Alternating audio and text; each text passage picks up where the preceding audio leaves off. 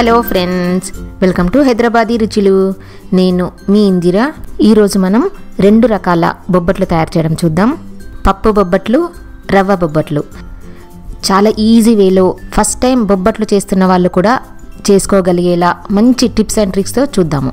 మేమైతే వీటిని భక్షాలని లేదా పోలెలని అంటాము. మీరేమంటారో కింద కామెంట్ సెక్షన్లో కామెంట్ పెట్టండి. ఇప్పుడు పప్పు బొబ్బట్లు చేసుకుందాము. దానికోసం నేను ఇక్కడ 1 కప్ శనగపప్పు తీసుకున్నాను. 1 కప్ శనగపప్పు తీసుకుంటే 2 కప్స్ గోధుమ పిండి తీసుకోవాలి. ముందుగా మనం గోధుమ పిండి కలిపెట్టుకుందాము. గోధుమ పిండి కలిపిన తర్వాత కొంచెం సేపు నానబెట్టాలి. ఇప్పుడు దీంట్లో చిటికెడు సాల్ట్ వేసుకోవాలి. కలర్ కోసం చిటికెడు పసుపు వేసుకోవాలి. పసుపు ఆప్షనల్, ఇష్టం ఉంటేనే వేసుకోండి. కలర్ కోసం మాత్రమే వేసుకుంటున్నాను. కొన్ని వాటర్ వేసుకుంటూ కలుపుకోవాలి. ఈ పిండిని కొంచెం సాఫ్ట్గా కలుపుకోవాలి. అంటే చపాతీ పిండి కన్నా సాఫ్ట్గా కలుపుకోవాలి. ఇంత సాఫ్ట్గా కలుపుకోవాలి. దీంట్లో కొంచెం ఆయిల్ వేసుకుంటూ కలుపుకోవాలి. నేను ఇక్కడ నెయ్యి వేసుకుంటున్నాను. ఒక 2 టీ స్పూన్స్ వరకు వేసుకోవాలి. పిండిని బాగా కలుపుకోవాలి. ఇది మినిమం ఒక హాఫ్ అన్ అవర్ పక్కన పెట్టుకోవాలి. పప్పుని కుక్కర్లో ఉడికించుకుందాము. ఒకసారి కడిగి కుక్కర్లో వేసుకోవాలి. మనం 1 కప్పు పప్పు తీసుకున్నాం కదా, దానికి 2 కప్స్ వాటర్ పోసుకోవాలి. మూత పెట్టుకుని 3 విజిల్స్ వచ్చే వరకు ఉడికించుకోవాలి. కుక్కర్ చల్లారిన తర్వాత చెక్ చేసుకొని ఓపెన్ చేసుకోవాలి. ఇదిగోండి ఉడికిపోయింది. ఇదిగోండి ఇలా వాటర్ ఉన్నాయి కదా, ఈ వాటర్ని వంచేసుకోవాలి.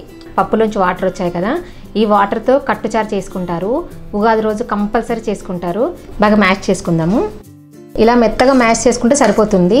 తర్వాత స్టవ్ ఆన్ చేసుకొని సిమ్లో పెట్టుకోవాలి. అప్పుడు మనం 1 కప్పు పప్పు తీసుకున్నాం కదా, దానికి 1 కప్పు బెల్లం తురుము వేసుకోవాలి. ఇప్పుడు ఇది బెల్లం కరిగించుకోవాలి. స్టవ్ సిమ్లోనే పెట్టుకోవాలి, లేదంటే మాడిపోతుంది పప్పు. కలుపుకుంటూ ఉండాలి ఈ బెల్లం కరిగే వరకు. ఇదిగోండి బెల్లం అంతా కరిగి మళ్ళీ పలచబడింది కదా, ఇప్పుడు ఇది గట్టి పడుతుంది. కలుపుకుంటూనే ఉండాలి, లేదంటే మాడిపోతుంది. ఇప్పుడు దీంట్లో 2 టేబుల్ స్పూన్స్ కొబ్బరి పొడి వేసుకుంటున్నాను. ఇది ఆప్షనల్, మీకు నచ్చితేనే వేసుకోండి. కానీ కొబ్బరి పొడితో టేస్ట్ బాగుంటుంది. 1/2 టీ స్పూన్ ఇలాచీ పౌడర్ వేసుకుందాము. ఫ్లేవర్ బాగుంటుంది. ఇలా వాటర్ అది ఏం వేయకుండా ఉడికించుకున్నాం కాబట్టి మనం 1 వీక్ 10 డేస్ వరకు కూడా ఈ పూర్ణాన్ని వాడుకోవచ్చు. కొంచెం నెయ్యి వేసుకుందాము, టేస్ట్ బాగుంటుంది. ఇప్పుడు స్టవ్ ఆఫ్ చేసుకోవాలి. వేరే బౌల్లోకి తీసి పెట్టుకుందాము. చల్లారిన తర్వాత మనం ఉండలు కట్టుకోవాలి. కొంచెం చేతికి నెయ్యి రాసుకుందాము. నెయ్యి కానీ ఆయిల్ కానీ రాసుకోవచ్చు. నిమ్మకాయ సైజ్ అంతా ఉండలు చుట్టుకోవాలి. ఇదిగోండి ఇలాగా ఉండలు చుట్టుకొని పెట్టుకోవాలి. ఇప్పుడు వీటిని మనం పిండిలో స్టఫ్ చేసుకోవాలి. పిండి చూద్దాం ఇప్పుడు. చూడండి సాఫ్ట్గా అయింది. ఇందాక మనం ఉండలు చేసుకున్నాం కదా, దానికన్నా కొంచెం చిన్న సైజు తీసుకోవాలి పిండిని.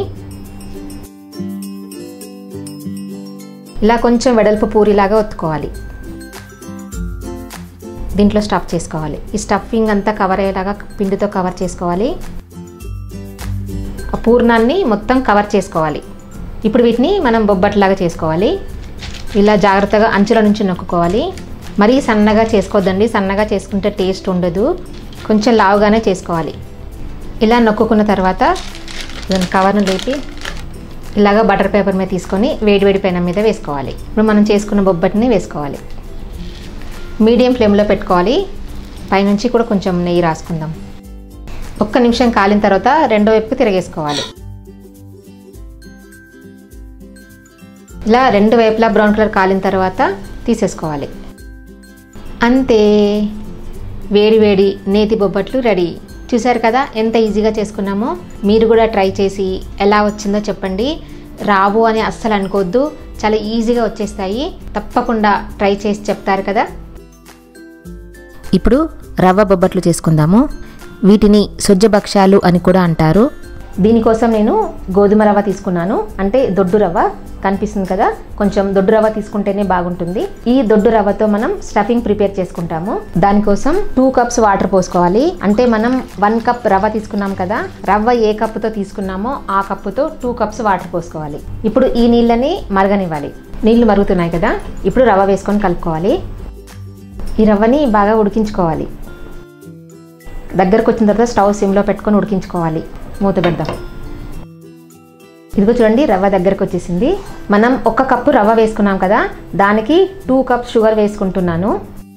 మీకు అంత వద్దు అనుకుంటే 1.5 వేసుకోండి, పర్లేదు. కాకపోతే 2 వేసుకుంటేనే చాలా బాగుంటాయి. ఇదిగో చూడండి, మళ్ళీ రవ్వ పల్చగా అయిపోతుంది చూసారా, అంటే షుగర్ కరిగి రవ్వ పలచబడిపోతుంది. మళ్ళీ రవ్వ దగ్గరకు వచ్చే వరకు ఉడికించుకోవాలి. స్టవ్ సిమ్లో పెట్టుకొని ఉడికించుకోండి. ఇలా కొంచెం దగ్గరకు వచ్చిన తర్వాత ఇందులో కొబ్బరి పొడి వేసుకుందాము. ఇది ఆప్షనల్, మీకు నచ్చితేనే వేసుకోండి. నేను దాదాపుగా ఒక 3 టేబుల్ స్పూన్స్ వేసుకున్నాను. ఫ్లేవర్ కోసం 1/2 టీ స్పూన్ ఇలాచి పౌడర్ వేసుకొని కలుపుకోవాలి. ఇప్పుడు స్టవ్ ఆఫ్ చేసుకోవచ్చు. చల్లారుతుంటే ఇంకా దగ్గరకు వచ్చేస్తుంది. ఇదిగోండి చల్లారింది. చూడండి, చల్లారితే గట్టి పడింది కదా. చేతికి కొంచెం నెయ్యి రాసుకుని ఇవి ఉండలు చేసుకోవాలి. ఒక పెద్ద నిమ్మకాయ సైజ్ అంతా తీసుకొని ఇదిగోండి ఇలా ఉండలు చేసుకోవాలి. మనకు అప్పటికప్పుడు చేసుకోవడానికి టైం లేదనుకోండి, ముందు రోజు పూర్ణం చేసి పెట్టుకొని తెల్లవారు కూడా మనం బొబ్బట్లు చేసుకోవచ్చు. ఇందాక వీడియోలో ఆల్రెడీ పిండి కలపడం చూసాం కదా, అదే పిండితో ఇప్పుడు భక్ష్యాలు చేసుకుందాము. మనం ఇందాక ఉండలు చేసుకున్నాం కదా, దానికన్నా కొంచెం చిన్నగా తీసుకోవాలి. ఇంత ముద్ద తీసుకొని ఇలా రౌండ్ బాల్ లాగా చేసుకుని ఇలా అరచేయి మీదనే కొంచెం వెడల్పుగా పూరిలాగా చేసుకోవాలి. ఇదిగోండి ఈ స్టఫింగ్ని ఇలా పెట్టుకొని ఇప్పుడు దీన్ని కవర్ చేసుకుంటూ పైనుండి పిండి పెట్టుకోవాలి. ఇలాగా ఒక 4-5 కూడా ప్రిపేర్ చేసి పెట్టుకోవచ్చు. ఇలా మనం తయారు చేసుకున్న ఈ ఉండను పెట్టుకొని వెడల్పుగా నొక్కోవాలి. ఇలా ప్రిపేర్ చేసుకుని ఒక వైపు నుండి ఇలా తీసుకుని దీన్ని వేడివేడి పెనం మీద వేసుకొని కాల్చుకోవాలి. వేడివేడి పెనం మీద ఇలా వేసుకోవాలి. మీడియం ఫ్లేమ్లో పెట్టుకొని కాల్చుకోవాలి. 1 నిమిషం తర్వాత పైనుండి కొంచెం నెయ్యి రాసుకొని మళ్ళీ తిరగేసుకోవాలి. ఇప్పుడు ఇంకొకసారి తిరిగేసుకుందాము. ఇలా 2 వైపులా బ్రౌన్ స్పాట్స్ వచ్చే వరకు కాల్చుకోవాలి. చూడండి ఎంత బాగా పొంగుతుందో. ఇలా అన్ని వైపులా బ్రౌన్ స్పాట్స్ వచ్చాయి కదా, ఇప్పుడు తీసేసుకోవాలి. అంతే, వేడివేడిగా సొజ్జ భక్ష్యాలు రెడీ అయిపోయాయి. చూసారు కదా ఎంత ఈజీగా ప్రిపేర్ అయిపోయాయో.